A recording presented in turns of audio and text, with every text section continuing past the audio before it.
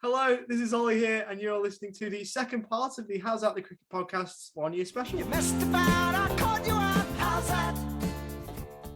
Following on from part one, where we spoke to Macy Gibson and Sarah Coit, this episode we are joined by Ella Hayward and Georgia Redmayne, which is just as exciting. Obviously, Georgia Redmayne was our first interview together, which is super exciting to re-chat to her half a year later. So that is what's coming up right now. From one renegade, we can now go on to another. She's currently out representing Australia at the moment, the Under-19s World Cup. So we hope that goes well for her. But we've got another Renegades player in Ella Hayward, and another early one on the podcast, one I wasn't there for originally, and sadly couldn't be there for the reuniting one either. So not great luck for me, but obviously a wonderful player, wonderful person, and great to have her back on again. Yeah, no, it definitely was brilliant. Ella, obviously, we're quite similar in age. You know, she talks about when she was finishing school, I was finishing school, so everything was quite, relatable in a way. And to see her playing for Australia was amazing. And watching her kind of progress over the year has been fantastic. Obviously, from watching her play for Victoria in the WNCL, play for the Renegades, play for Victoria in the Under-19 Championships, and then secure her spot to South Africa has been incredible. So we talk all about that with Ella. So have a listen now.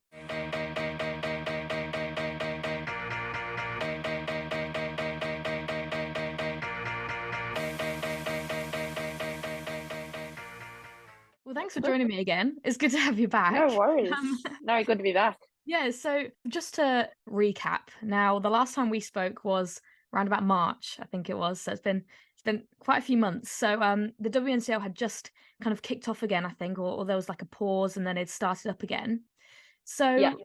what's happened since then for you? There's been quite a bit of cricket. So yeah, over the past couple of months, a year really, what's been happening for you?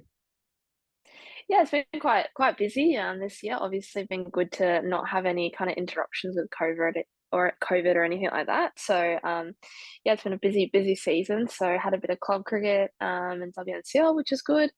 And then went into the Big Bash with the Renegades, which is awesome. Had a great time with them as always. And then also had my Under-19 National Championships. So just have had those competitions, and yeah, I've been playing lots of cricket, which has been really good. Yeah, so let's kind of go step by step throughout the ones that have happened so far. The WNCL started and then it paused for Big Bash. So what's it been like this year with the Victorian team? There's been a couple of captaining changes with Meg Lanning having a break from cricket and all of that. So how have you found it with the Victorian group? Yeah, it's been good as always. Like we had a really good preseason. It was good to have a full preseason at home and actually getting to train lots and have a normal kind of schedule and preseason, which has been good. So yeah, it's been really good. It's always a good group. And it's been good to kind of have the Aussie girls around early on as well and learn a bit off them and get to play with them. Personally, just mainly been focusing on kind of playing whatever role I'm needed to in that team if I'm playing. So yeah, only bowled a few overs, but it's still been a good learning experience, and got to got a lot out of preseason and worked on a couple of new things. So that was really good. And yeah, I love playing with the Vics. So yeah, super good to kind of play a few games leading into Big Bash. Well, that's it. So there was only a couple of games before Big Bash started, so it's gonna all kick off now, isn't it? You've got lots more games to come. So I think with the WNCL, the best is yet to come. But you mentioned Big Bash there, so obviously playing for the Renegades, you signed on for quite a few years now, so you're with that group for quite some time. So how have you found this season? It probably wasn't maybe the ideal season where you placed overall, but overall, how was the tournament this year? As a whole, it was a great tournament. Like I love Big Bash, and it's a really cool thing to be a part of. Like the players you play against and get to play with, and obviously having all new internationals this year was different, but they were all really great, and yeah, had an awesome time. getting to play with them and playing with a few new players. We had quite a big list change, it felt like, and a lot of new players, which I think was good for our list. And I think early on it probably didn't go our way, so it's kind of hard to build a bit of momentum, but it was good to like finish well, and have a few wins at the end there. And it felt like we were actually playing the cricket we knew we were kind of capable of. Obviously unlucky with Soph's injury towards the end of the season and things like that, but we had a really, really good group, and off the field we all had a really good time. And yeah, obviously other things, like we did have a few COVID interruptions, so it was like a tough season for us, but I thought given the circumstances, like we all stuck together pretty well and had a good time regardless. So hopefully next year we can get a few more wins on the board, and hopefully just build upon what we finished on at the end there. Yeah, and obviously you mentioned there, it was quite a change of team this year. So do you feel like maybe Mm. you've got that kind of bonding season out the way, and now that you're all there, and hopefully it's going to kind of stick together next year, do you think that's put you in good stead for the upcoming season, maybe next year? Yeah, I think so. I know, we've got a pretty similar list now, and we've locked in a few more players for a couple of years, which is really, really good. So I think to get that like foundation season and get to know each other and kind of build that foundation, and then hopefully kind of just build upon that next season. And yeah, but it was still good. Like it's good obviously meeting new players, and yeah, everybody was super great. So it was still a really good experience, and hopefully we can just build on that and what we've got from this season. Yeah, definitely. And you mentioned there as well about internationals. They had, yeah, a couple of new players come in. I know that there was Chamari Atapat, who was with the Scorchers before, and you had Hayley Matthews as well. Yeah. So obviously they were probably more on the batting side, and you being a bowler. But was there anything in particular that you maybe learnt from them, or yeah, did you enjoy being within their company? Yeah, 100%. They were all great. Shabnam Ismail as well was Yeah. really good. She was great value as a human, and yeah, they were. Oh, if you ask them anything, like they're happy to talk to you about it. And at the end there, I think I learned a lot of Haley with her captaincy at the end there, like the way she kind of went about it. She's a very cool, calm, collected character, which is good to kind of see. And yeah, again, learn a bit of spin bowling stuff with her, and just like kind of watched how she went about things in the nets, which was good. But yeah, no, they were great value, and it was good to see them. Like a few of them had good performances. Chamari had a couple of runs early on, and Haley was good for us at bits and pieces with the ball. So yeah, it was good to kind of just see them go about things, and get to know them as people as well off the field, which was really fun. Yeah, for sure. No, that's good. And just out of curiosity, who were you going for in the Big Bash final? Oh, great question. Um, oh, look, it was tough, but I was going for the strikers. There, I thought they had a really good season, so I thought they kind of yeah, deserved to kind of have that redemption as well from last year in the final. And I thought they had a really good year, so I thought it was cool to kind of see them get up and finish it off. And they played really well in that final, so yeah, it was good to see. Mm. And obviously, like, there's been talks about with the Sixers being the top team, they've won quite a bit. Yeah, I guess for you being, in a Melbourne team, and I'm just curious, is yeah. the Sixers like, are they, I wouldn't say hated, but are they the team which everyone kind of just wants to beat? Like they're the team that, Yeah. yeah. Yeah, I would say the Heat and the Sixers are probably the two teams that like people just really enjoy beating. Like, Yeah. yes, you have like, so obviously the Renegades, like you absolutely have to beat the Stars. Like you're like that, like that's just a given. But in terms of like the whole comp, I think yeah, those two teams are just like teams you just love to beat. Yeah, so it would have been a good feeling for the Strikers, that's for sure. Yeah. Yeah. So yeah, so then after Big Bash, now that was when the under 19 championships happened. Now you were with Vic Metro. Now, can you tell me just a bit about this tournament, how it went for you? Because it went well personally for you. So yeah, talk us Yeah. through that tournament a bit. Yeah, so the under-19 nationals, I got to play for Vic Metro. We play a mix of T20s and one-day games. So we played like I think it was like 5 or 6 T20s, and then we played a few one days as well. And then, yeah, top two teams playing a final. So we ended up finishing third or fourth, I'm pretty sure. I got to captain the side, which was a lot of fun. And yeah, just yeah, I mean, it was good. Like the one day format, I played pretty well at that, and was lucky enough to make a few runs there in the one day format. And then the T20 was obviously good because we've got the T20 World Cup coming up, so they were really looking at players for that. But yeah, I was pretty proud of how the girls went. We had quite a young team, so it was super good to kind of for my last year, because this was my last year of under-19s, to captain them and yeah, teach them a few things. Obviously, being a contracted player, you're looked at as kind of a senior player, and a few of the girls look up to you, and I was aware of that. So yeah, it was good to kind of just be there for them and be a leader to them, and win a few games. And then yeah, they picked the under-19s team, and yeah, was leading run scorer for the tournament, which was really nice to kind of just have that accomplishment. And yeah, had a really good time. It was good. That's brilliant. And you mentioned that you said, "Oh yeah, I made Yeah. a few runs." If that's an understatement. You made two back 100s, which I think is pretty Yeah. incredible. Now you Yeah. obviously mentioned that you secured your place in the Australian team, and Australia under-19s team. Now, obviously that would have helped, but do you feel like maybe you being part of the Renegades and playing well for them and for Victoria, that helped you get that ticket to South Africa, I guess? Yeah, 100%. So they've definitely mentioned before that they don't look at just the tournament, the under-19s. They kind of look at the whole picture. So they're looking at young girls who are playing in Big Bash or playing the WNCL, or even just your local club cricket. They're looking at that too. So yeah, definitely, I think all facets of cricket kind of helped with that selection. But obviously, it was good to still perform in the under-19s for my last year and kind of do well in my age group. But definitely 100% those other competitions played a role in that. And yeah, I'm super looking forward to it, and it's going to be a lot of fun, I think. Yeah, well, it's pretty amazing because obviously you're going to be representing Australia. So when did you find out that you'd been selected? Was it very soon after the championships? And if so, what was going through your mind? Were you excited for it and all that? Yeah, it's funny. So they actually announced it at the end of the tournament. So they announced it at the presentation right at the end, and they actually like read it out in alphabetical order. So I was a bit nervous when they got to my last name.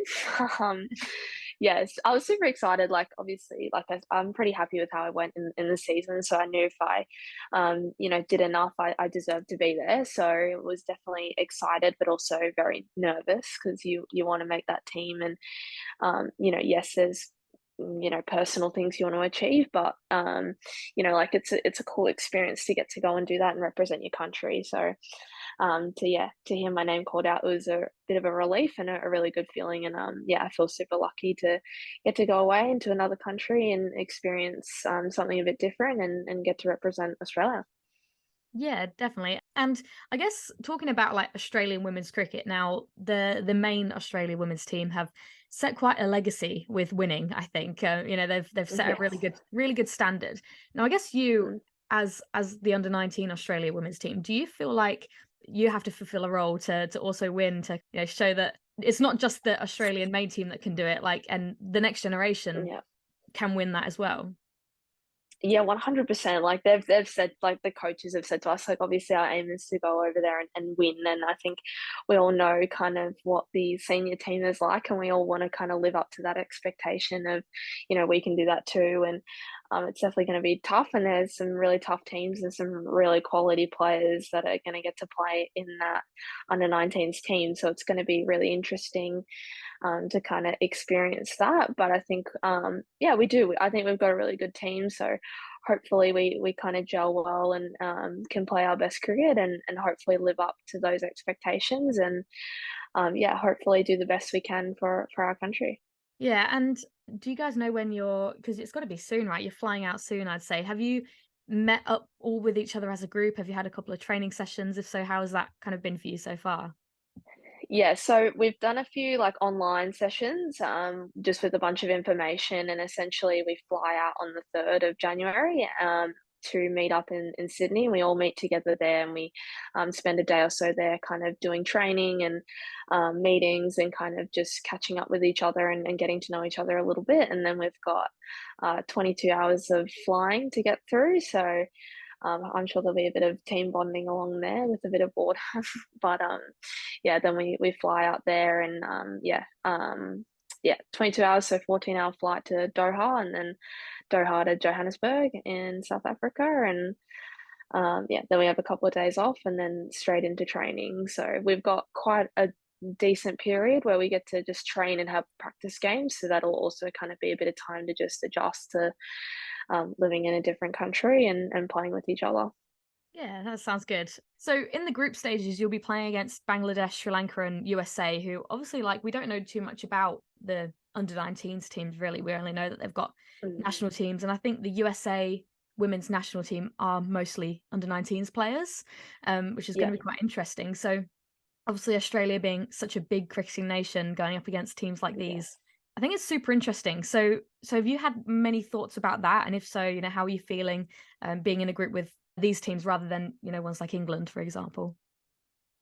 Yeah, it's interesting. I've definitely thought the same thing, like the concept of obviously like even like in India, like the fact that, you know, Shafali Verma and Risha Ghosh are playing in their team, like it's so different to us where obviously we don't have many that are under 19 that are, or any we that you know play in our senior team. So it's obviously going to be a different experience, and they kind of are used to like international cricket. Um, in the open age group. So it's going to be interesting to kind of come up against those players, and it's just going to be a different experience. But I think it's one that's really exciting, and it'll be like really good quality cricket. So to kind of have that challenge, I think will be really good for all of us players that are going over there, and will be a really cool learning experience for our cricketing journeys. So I think it's going to be really cool. I mean, yeah, I'm just like interested to see what it's going to be like playing other countries and people from all other teams and ages. So it's going to be interesting for sure. Yeah, well, we've interviewed quite a few people from all different countries, so it's going to be super interesting. Like, everyone's looking quite strong, to be fair, and it's going to be a really good tournament, I Yeah, think. Everyone's got yeah. quite a run for their money. But yeah, would you say that there's anything maybe specific that you're really looking forward to about that tournament at all? Yeah, I think mainly playing in a different country, like, I'm interested to see what it's kind of like conditions-wise and, like, all that type of stuff. Like, you kinda hear about how it can be different in subcontinents and things like that, but to actually, like, experience playing cricket somewhere else will be a lot of fun. I've played pretty much all around Australia now, so to kind of get that different experience will be a lot of fun. But yeah, hopefully, yeah, getting a bit of opportunity if I get any, like, hopefully we'll get to play a bit of a role for the team, particularly hopefully with the ball, but hopefully with the bat as well. Been training a fair bit leading up to this, so yeah, just hoping to see what's on offer and hopefully get some opportunity and yeah, play some good cricket with a different group of girls, and yeah, just really looking forward to it. Yeah, well, it's going to be super exciting, and I think everybody's really excited to see how it goes. But I guess just next, like for you, is this the main thing that that's it? Well, it's very soon, so I assume it'd be the thing that's kind of just playing in your mind, like the next thing you're preparing for. But after that, is Yeah. there anything that's coming up for you that you're really looking forward to cricket wise, or is it mainly just this that you're focusing on? For now, just this I'm focusing on, but coming back, I'm looking forward to kind of WNCL and what that looks like. Obviously, I don't think we'll have the Aussie players when I come back, so it'll be interesting to kind of see what our setup looks like and what's on offer there. And even there's the Impaja Cup, which is the Indigenous Cricket Cup, which I'm looking at potentially playing in. Not 100% sure, just based on kind of how big the season is, but if I'm available and it's something that I'm wanting to do, then that's something I'll have my eyes on and would love to get to do. It's a really awesome trip and a lot of fun. So a couple of exciting things to look forward to, and obviously club cricket. My team's playing pretty well at the moment, so hopefully we can get into finals and hopefully go back to back this year, which would be awesome. But yeah, lots of exciting things ahead. But yeah, currently just really looking forward to that World Cup and seeing how it goes.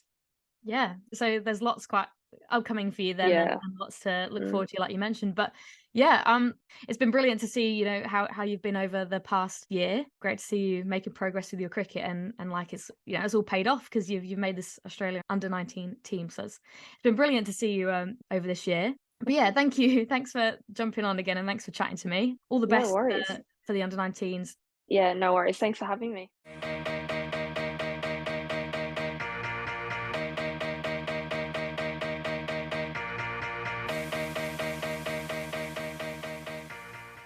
So that was Ella Hayward. Obviously, she's doing amazing things at the moment, and her best cricket, even though she's doing amazing things, is still ahead of her 100%. So great to chat to her as always. So now to move on to the fourth and final mini interview of the podcast, and probably the most special one, I think, for us as a pair, given that it was our first one.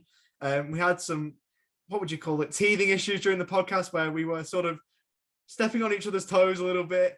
You know, not sure when to ask questions, what time, you know, anything like that. And, you know, from then to now, obviously, it's built quite a lot.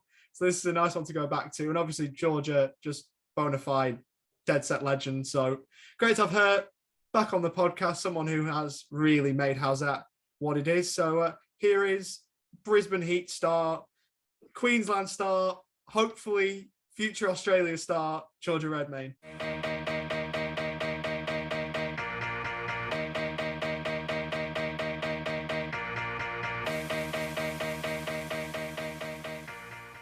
First of all, welcome back. It's brilliant to have you back again.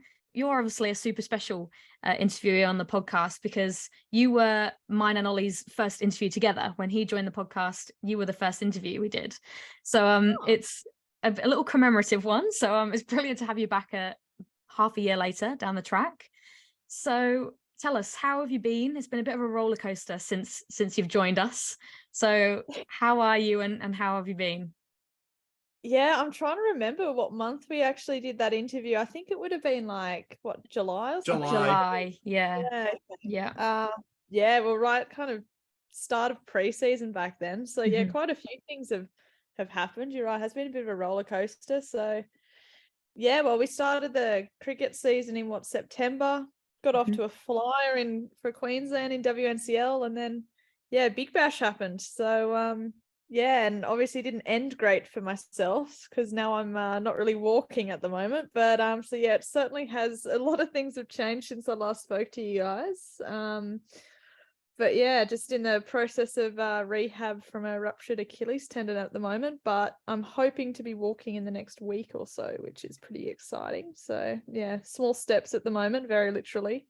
Small steps with crutches and getting from A to B very slowly today. So can you go back to Big Bash and tell us what happened? Because obviously you're playing and then you're not playing and then you're off, and you were lead run scorer for most of the start of the season, and then it all just kind of stopped. So can you tell us through what happened there?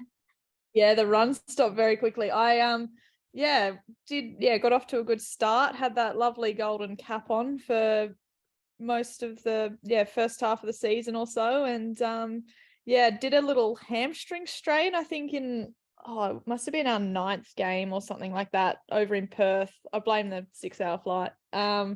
Just a little tweak, had to retire hurt. Had like a grade 2 tear in my hamstring, and so I had 2 weeks off doing mad rehab to get back fit. So I missed four games or so, 4.5 games. Got myself fit for the finals because I think we finished 3rd in the end. The Heat, we had that awful washed out game where I saw you guys at Moe. Finished 3rd and played the Hurricanes first at Adelaide, won that, what are they calling it these days, the Eliminator, I think. Yes, I think so, yeah, they've got strange names to them. And then so made the big comeback for that game, and then we had the back-to-back with the Strikers. So yeah, my hamstring was fine, and then I think the Strikers was a really good game actually. I think we got like 150 or so on the board, and had a good start. Got a couple of early wickets, and then D-Dot came out and just started hitting sixes. So The next over, I think, well, after she hit, I don't know how many she'd hit at that point, 3 or 4 sixes. We were getting a little bit concerned that, you know, the strikers might be on their way here. And she nicked one behind. I took the catch, got very excited because of the situation of the game, and maybe a bit too excited because I snapped my Achilles tendon in the celebration / appeal. So yeah, was down on the ground. Got back up, thought I could keep playing, keep wicket keeping. Unfortunately, the physio convinced me to come off for a couple of overs just to properly assess it, and turned out I'd ruptured the whole tendon. So yeah, that was kind of end season right there, which is a bit of a shame. And then we lost the game just to rub it in and make this worse, I think. But yeah, it was a bit of a roller coaster, Big Bash, I guess. Like, yeah, personally kind of going through pretty well at the start, well, like hitting runs at least, and yeah, we'd been going quite well, and yeah, it's a bit of a shame. I think we had good feeling in our team, and we had a really good list, and yeah, it's sad that we couldn't make it to the final. But yeah, well done by the strikers in the end to beat the Sixers on their home turf. So yeah, it's been a bit different watching cricket games for a while. I've never really been in the rehab group before, never been in the injury bench. So yeah, having 2 injuries in the one season was interesting. So yeah, adjusting to having to watch from the sidelines has certainly been an experience, and hopefully one I don't have to do for much longer. Yeah, well, we're all hoping that that's the case, because it is absolutely horrible. It was horrible seeing you go down with the injury, and it must be really annoying watching games from the sidelines. Is it sort of annoying knowing that you can't be out there playing, or do you just find a little bit of enjoyment watching it as a fan maybe, or what's it actually like? Yeah, it's hard. Like, I think someone was like, oh, there must be some kind of enjoyment of like going there and you not have to worry, you can just enjoy it as a fan. And I'm like, yeah, it's really good. Like the morning of the game, you don't really have like those nerves or anything. You just rock up. And then once the game starts and the first ball's bowled, like it's just that feeling you just want to contribute. I think for me, like kind of, I'm always in the game, like as a wicketkeeper, every ball you're in the game, and like opening the batting, like, you know, you feel like you can contribute to every game. So I think it's a big change going off the field and having absolutely no control at all. So yeah, that was probably the biggest adjustment, just trying to find ways where I can still feel useful. I think the game where I did my hamstring and was pulled off the field by our physio because I wasn't going to retire myself. I was sitting on the sideline on the bench. I'm like, oh, I've got to do, like, I kept saying like, oh, send me out, I'll go and pinch hit the last couple of overs or something. But yeah, I think they kind of plonked me on the bench, and I'm like, okay, well, fine, I'll do the fielding stats on the iPad or something. Just give me something to do so I don't have to think about being injured and not playing. So yeah, trying to help out the coaching staff on the sideline where I can, I suppose, and obviously just helping the players out where I can, kind of off the field. Yeah, and I mean, talking about that game against the strikers, if we go back to that now, you obviously went off in such a crucial time. You know, it was the second innings. It was that they needed quite a few to win. It wasn't looking like the strikers were going to do it, but you going off, and then Ellie Johnson, I think it is, who comes in, and obviously had been quite young, wouldn't have like too much experience playing Big Bash cricket, and you knowing that there's nothing you can do about that game. You know, you're off. You can't keep anymore. What was going through your head during that moment? And you know, do you know what was the talk when you were coming off, Ellie was going on? Yeah, what was all that like? I just remember lying on the ground afterwards, but I went down before I saw the umpire put his finger up, and I just remember being like lying on the ground being like, JJ, did he give it out? Like, she nicked it. We've got a review. Like, I'm lying on the ground like calm, like absolutely sniper, just saying we need to use DRS if he hadn't given it. And she's like, of course he gave it out, Red. So like and then I remember getting off the field, and obviously I had our physio and the doctor who's appointed to the ground was like attending to me and doing the assessment, and it was pretty obvious pretty clearly after they did a proper assessment that I'd ruptured my Achilles. But I think so Ellie had gone onto the field, and I think there was a ball that came up and hit her on the head, and part of the protocol is that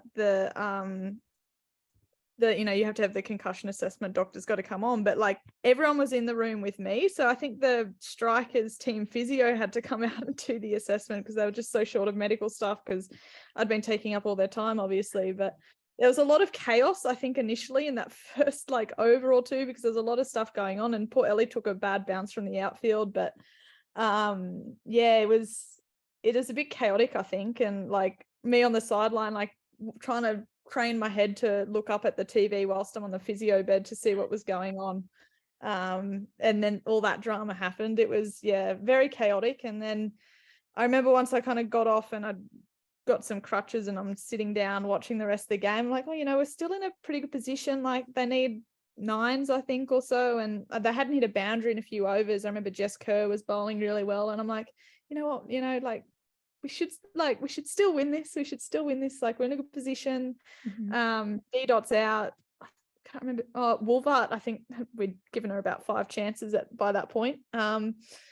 But she was batting, and I think Bridget Patterson had just come in and hadn't quite got going yet. But yeah, she certainly got going in the overs after, which was a bit of a shame. But I remember coming off and being like, oh, you know, we're still in a pretty good position. Like Wolvart's not really getting going. She's giving us lots of chances. And yeah, in the end they got the job done. And yeah, Bridget batted really well to get them over the line there. So yeah, it's quite heartbreaking watching on the sideline, to be honest. Like I knew that I wouldn't be playing the next game, but yeah, it's kind of tough to see when we'd done a lot of hard work and we started off so well in that innings. Like we got Katie Mack out early, which is a huge win, and got T Mac out early, and then we got D-Dot after she kind of caused a bit of a scare. So yeah, it's a tough one. Like I think, you know, Ellie's been thrown in the deep end a few times this season with me being injured.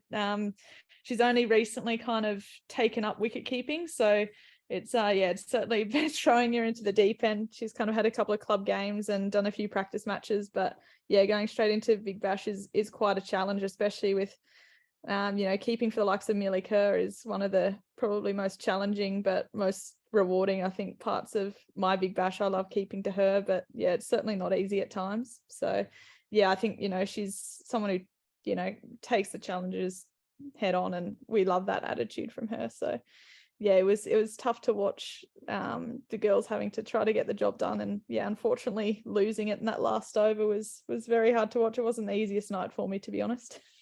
Yeah, and the worst thing about this is you're having to recount one of, you know, those horrible events that you suffered to a Strikers fan who was no doubt celebrating, no doubt celebrating for the rest of the night. You probably thought, God, like, yeah, she's off. Absolutely not.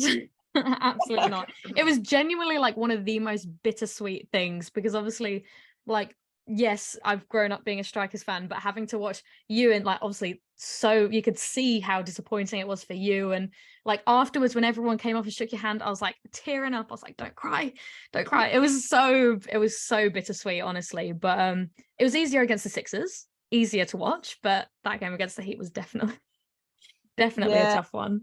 Yeah, I remember the coaching staff were all like, I'm like, I gotta go shake their hands. Like, do not go shake their hands. You can't walk. Because I didn't have crutches at that point, because they were trying to locate some crutches. And I think I ended up bullying one of our assistant coaches. I'm like, no, I've got to go shake their hands. It's not sportsmanlike to not do it. So he carried me out onto the field, which was really nice. So I think I got most of them, but yeah, it was a tough night, that one. The worst part was because we were at the ground for a few hours afterwards, just as a group having a couple of drinks, not me because I was injured, but getting back to the hotel was about 2:30 a.m. My room key didn't actually work in the hotel, so I was locked out of my room all night as well, just to top off, you know, one of the best days of the year. I couldn't get back into my hotel room, so that was great. I had to jump in a physio's room. Oh. And then catch an early flight the next morning, and couldn't pack up any of my stuff because I couldn't get into my room. So it was a bit of a dramatic 24 hours for me, which was a bit of a whirlwind, but it's certainly kind of funny to look back on that. Just nothing went right for me that day.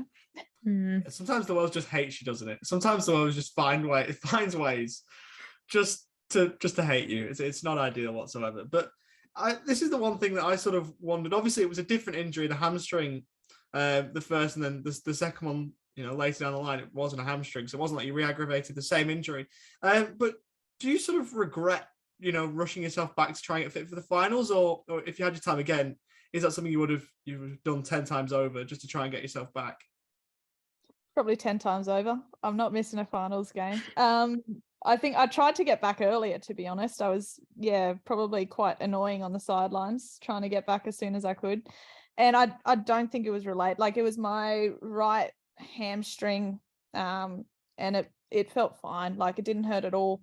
And then the left Achilles. So, like, it's hard to know. Like, Achilles are so random, from what I've heard and read. Like, I've had a bit of tendinopathy in it for years, and it actually had gotten better. But I think it's just random. When it's your day, it's your day, and it just snaps. Which is, it's one way to look at it. It's quite nice to know that it's a bit random, but it's like, I think I'd definitely get back for that final game. I'm not someone to sit out and let the cricket happen. So look, I'll probably be pushing to get back from this as quick as possible too, to be honest, but within reason, of course. But I hate sitting on the sideline watching. I like to be out there in the middle.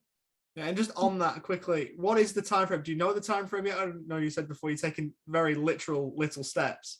Are you even thinking about cricket at this point? Are you even thinking about a return, or is it just getting the smaller things ticked off first before you think about a return to playing? Oh, I think about return to play every day. Like, I think as soon as I did it, I was like, oh, so how long? Like, and I think, I saw the physio, I'm like, how long? And then the surgeon, how long? And I think initially they were like, 6 to 9 months. So I took that as 4.5 months. Unfortunately, probably not for Achilles. You got to be a bit more reasonable, but it was really nice. Our physio and S&C arranged. We went to the QAS, met up with the Olympic steeplechaser who did her Achilles at Tokyo last year, and just to get an idea of kind of what type of rehab she did, and get a bit of a picture in my mind, which is really cool. And discussing with athletes, I guess, from different sports, and she was saying she was fine after 5 or 6 months. So I think that probably scared the physio a bit too much. She's like, now be reasonable. That's probably a bit too soon for you. You do more than running in a straight line. So look, I'm kind of optimistically 6 months, but maybe more reasonably a bit later. But that's the rest of it, the Aussie season anyway. So I'm kind of, I'll see how I go, but I'll probably try to see if I could go for that 6 months, but if not, maybe a few more months. Well then, so after that Australian season kind of ends, then does that mean you'll be looking to play elsewhere when it's not cricket season here and going over? Is that something that you've even that's crossed your mind, thinking, right, I've got like another, half a year to wait until I could start cricket here again? So what's next for you after that, do you think? Do you have any like future? I know last time we chatted to you, we talked about future goals, and they may have changed a little bit since then, but what's on the cards for you in terms of that?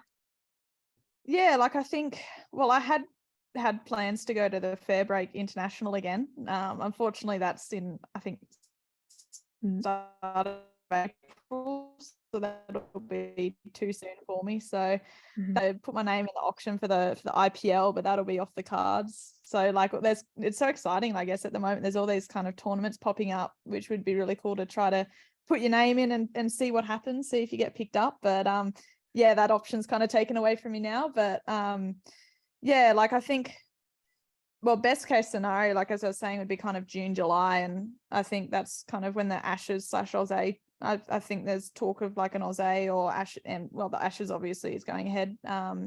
Try to see if I could get fit and put myself available for selection for that. Would be probably the first one, which might be a little bit optimistic, but something to work towards. And then try to put my name out there for the 100 potentially as well. I think that's in August, so that would probably be a pretty reasonable timeline. I just want to play games of cricket, so wherever there's games of cricket on, I'll probably be trying to get a spots. But and then I think our season will start in September, I'm assuming, so I should definitely be all right by then, and just try to see if I can get any cricket in before then would be a bonus.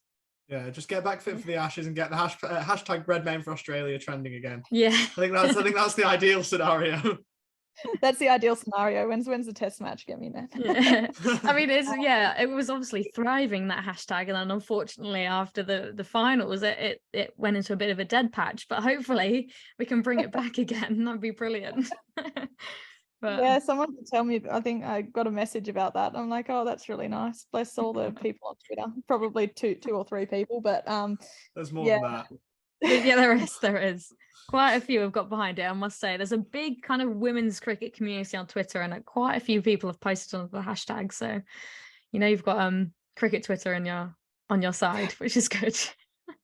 Yeah, like, look, that would be fantastic. I think realistically, it's probably going to be hard to push into a team where there's no cricket for me to play between now and then, and no cricket I probably can play between now and then. But that would be a dream come true. But yeah, I think at the moment, if I have to see if I'm fit, and then if I'm selected, and then if not, just try to get lots of games in where I can and try to keep performing as well as I can. Yeah. Well, it's obviously been, like we said, it's been pretty awful to watch everything that's kind of spiraled for you over the past couple of months. I guess it's not been brilliant, but to see that you're on the way, to recovering properly is really exciting. And I know both Ollie and I and many others and the Redmayne for Australia people are very excited to see how you're mending and how you're recovering. So look, it's good to see that you've got a positive mindset on things when it must be pretty hard at times to stay because are you at the point where you're going through all this rehab and you're injuring yourself, and how hard is it to keep such a positive mindset on things? And are there times where you're thinking like, is this it? Like, have I got any more left in the tank? What's that for you? I think I'm pretty fresh into rehab. Like, that hamstring that I did in Big Bash is the first time I've ever missed a game because of injury ever, like even like practice games and stuff. So like, I actually really liked it. I'm like, oh, this is great. Like, every day I'm getting a little bit more progress. And I was a bit, bit nerdy about it, just to be like, oh yeah, this, like, just each day I just like seeing like how I went.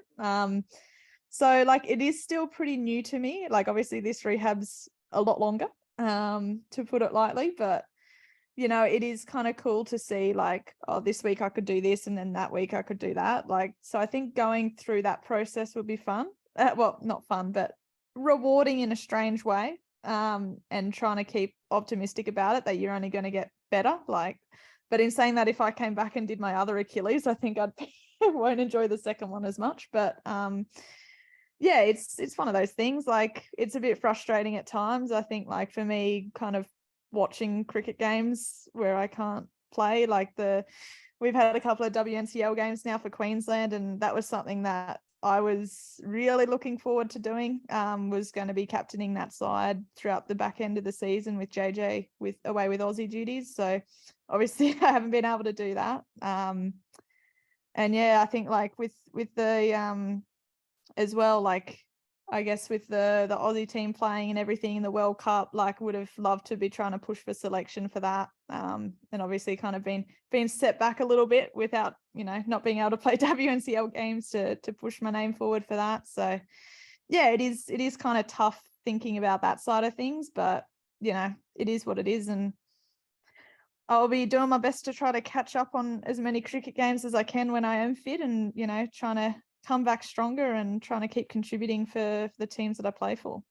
Yeah. Well, hopefully, I think, like we said, everyone's hoping that everything goes all well for you. And I know, obviously, when this all happened, you had loads of messages come through and people, wishing you all the best. So we do as well. And obviously, we hope that everything goes well in the next couple of months for you to build yourself back up to playing again. But that's everything we've got for today. Thank you so much for joining us again. It's wonderful of you to hop back on. All the best with your recovery. And yeah, I must say thank you very much for getting me back again. Very nice to be asked to come back.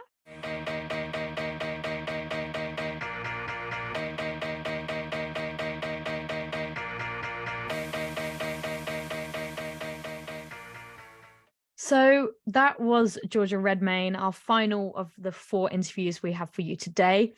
But yeah, I honestly have so much love for Georgia Redmayne. She's obviously been a big kind of support for our podcast throughout the 6 months that you've been involved in since she's been on. So it's always great to catch up with Georgia. And I guess to see her progressing with her recovery has been good to see. She still had a smile on her face throughout that entire interview. You wouldn't have been able to see it, the people listening, but you definitely would have been able to hear the joy and the passion she has about cricket, which I think was something really special. So yeah, incredible to chat to Georgia again, and I'm sure the first of many. First of many, the second of many. But yeah, really, really incredible to chat to her again. So that was the 4 mini interviews that we had for you. We really hope you enjoyed listening to them. But now we thought we would just have a little bit of fun and put together just our own little segment to kind of wrap things up a little bit. Now, we decided to come up with our podcasting 11. Now, we had to come up with a few rules. So we based it on the 11 players that we think have been in best form, whether it's this past season or if they're retired players when their best form was. So yeah, we've made our 11s. We haven't seen our 11s yet. We've got a 12th and we've had to name a wicketkeeper and a captain. Yeah. I want you to run through yours first, Ollie. So yeah, we haven't seen each other's 11s yet. This is going to be our first reactions to each other's 11, and let's see how similar our teams are. So whenever you're ready. I reckon they'll be quite similar, but Yeah. I think opening the batting, I think it was pretty cut and dry for me. It was really easy, this one. I think Matt Short has been in immense form this Big Bash. He's in world-class form, and I've got a world-class player to partner him, and my captain in Sophie Devine up the top. I think that those two speak for themselves. Unfortunately for Georgia Redmayne, that forces her into, I know she's been opening, but that forces her in at 3. She'll take the gloves for me. 4, I've got Nicole Fulton. 5, Jess Duffin, obviously been playing AFLW the past year, but her record speaks for itself. Last minute change, so we drafted Naomi Stallenbergen at 6. I think she provides a decent balance and is one of the better batters that we had available to us, who could also pinch hit with the ball. 7, Maitland Brown, much the same. Obviously, we saw what she can do with the bat. She can hit a long ball, and she's a really, really good bowler when it comes to it. We had so many fast bowlers that we could talk that we spoke to this year, so we've had to leave a couple out, which is really harsh. But 8, I've gone with Johan Botha. I think international cricketer for South Africa, top of the game. I don't think you can argue with that. 9 is Kate Cross, again, just legendary bowler for England. I think you can't argue with that. 10, Jason Gillespie, again for Australia. Dizzy 201, you can't really argue with that. And then at 11, I really want this game to be played either in Sydney or the subcontinent, because I've gone with a second spinner. I've gone with Alex Hartley to round out my 11. And 12th, I've gone with Jake Weatherald. Obviously got a Big Bash final 100. And I think with the batting stocks being, I think my bowling, I think with no offense intended to the bats in this team, I think the bowling stocks are absolutely just, they're set. So I wanted another batter to sort of be there, if need be, to sort of come in and play that role of just being a batter. So that is my podcast 12. Very nice. Yeah, not too similar to mine at all, really. Really? Really? Yeah. Our top order is pretty similar, but lower down you get the different it gets. I thought that would be the case, actually, to be fair. I think our because, 7 to 12 yeah. are completely different. Really? Yeah, I've chosen the other bowlers that you haven't selected. So yeah, well that's fair enough. That's fair enough, because a couple, I was going to say a couple have missed out from mine that are really unlucky. Yeah. So fair enough that you've given them the recognition. So I'll run mine. So in at 1, obviously Matt Short. Me, everyone knows me. Everyone knows I'm a striker's girl, and you can't leave Matt Short opening and batting there, especially after the past season he's had and last season as well. In at 2, fellow striker Katie Mack, after a WBBL championship and doing really well for the Strikers, MVP the year before, can't really go past it. So I think that's a pretty solid opening partnership if you're opening with Matt and Katie. Then at 3, I've got Sophie Devine. I've named her captain. I think not opening with her was tough, but I think she can come in as a really solid 3. In at 4, I've got Georgia Redmayne, who is my wicketkeeper as well. Obviously based not on where she is at this current stage, but she was super in form at the start of WBBL, leading run scorer, and made, I think, 98 or something like that. So yeah, class player. In at 5, I've got Maddie Dark, based on her WNCL form at the moment. She's taken number 5. She made 133 the other day, which I think you can't really go past that. In at 6, I've got Maitland Brown. Now, as we know, she can, like you said, she can hit big. I think that 6 coming in down in the lower order once when they needed to win and she just smacked a 6. I think she'll work well in our middle order. Then at 7, I've got Hannah Darlington leading into our bowlers, but still can bat. She's really good with the bat, and she can score runs when they need it for the Thunder and for New South Wales. Then at 8, now this was a toss-up between two, but I put in Gemma Barsby purely because she performs really well under pressure. She's had a really good Big Bash, taking key wickets, captain of the Scorpions at the moment, and yeah, bowls in crucial times, and her left and right arm can come in handy. Shock horror, just naming a strikers 11. Well, I've only got 3. Yeah, I've only got 3. In at 9, Lily Mills. Again, been bowling really well for Western Australia in the WNCL. She took a 5 for the other day. And yeah, I really like the variation she offers with her bowling. In at 10, Logan Van Beek. He has also bowled really well for Wellington. He took a 5 for as well not that long ago.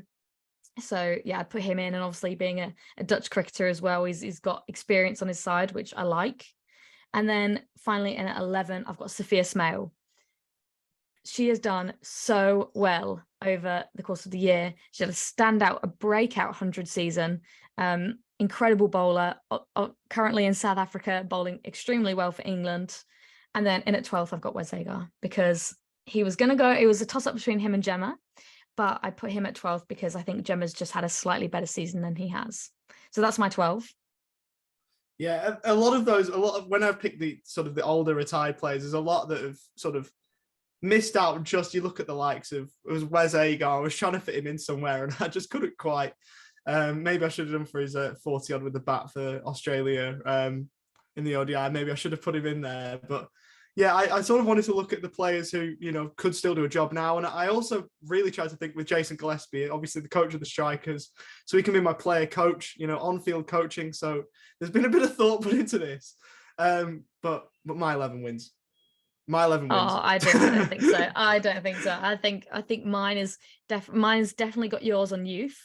But I think the upcoming talent is also, I reckon, it put yours in a bit of a spin. I reckon some of our spinners and some of our quick bowlers would definitely catch some of yours off guard, I think, for sure. Nah, the experience that my 11's got. You're looking at Divine, top of the order. Yeah, Redmayne, me too. 3. Me too. I know, but I've got Redmayne. I've got Divine opening the batting. You're putting a lot of pressure at the top of the order on Katie Mack. If you lose an early wicket, Divine in at 3, you're in a bit of trouble. So, look, and then the bowling stocks. Alex Hartley's won a World Cup. Kate Cross has won a World Cup. Johan Both has played at the top of the game for South Africa for so long. There's only so far youth can get you, and I think my experience would just get my team over the line. But in saying that, I reckon it'd be a decent game. Played at the SCG, 2 spinners would be right. Let's get it happen. Let's get it going. Let's get this game going. Let's collect all these players. Let's collect every single one of these players. Could you imagine and see that? what happens? Could you imagine the how's that? The real how's that derby. This is the real one.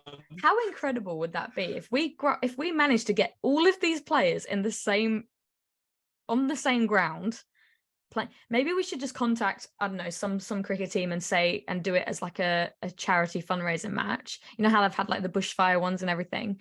We can just do I love how you're seriously contemplating this. I want it to happen. I want it to happen. Of course, we all do, but it's never going to happen. This would be such a rogue random team to get together. But I think it would be awesome. Yeah, Logan Van Beek just coming over and playing with just these young Australian WNCL players, I think would be something else. Fly over Alex Hartley and Kate Cross. Yeah. It would be amazing, but yeah. Watch this space. Watch this space. 2023, new things coming. Stay tuned. New year, new how's that? Can't God, this makes it sound like we're teasing a big charity match we've set up. We have not set up this charity match. This is not a thing. As much as we would want it to happen, unfortunately not. But maybe we can play it on Cricket 22 or something. Maybe we can play it on I don't know, PlayStation or whatever, and see what would actually happen. Maybe. That's more realistic. Yeah. But yeah, okay. Well, that was a bit of fun. I still think my team would win, but anyway. That just about wraps it up, I think. There are a couple of mentions I want to mention, but a huge thank you goes out to every single guest that we've had over the year. 47 guests we've had on, which is just mind-blowing to me.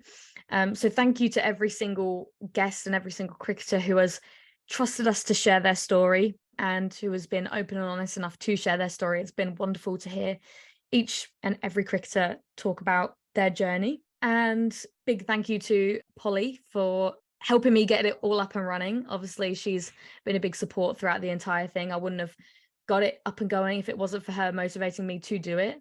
And finally, a big thank you to you, Ollie, for jumping on and obviously doing this with me. I wouldn't be able to do it alone. So, it's obviously very, very appreciated that you jump on every week and hop up at 8:30 in the morning to write questions and do interviews.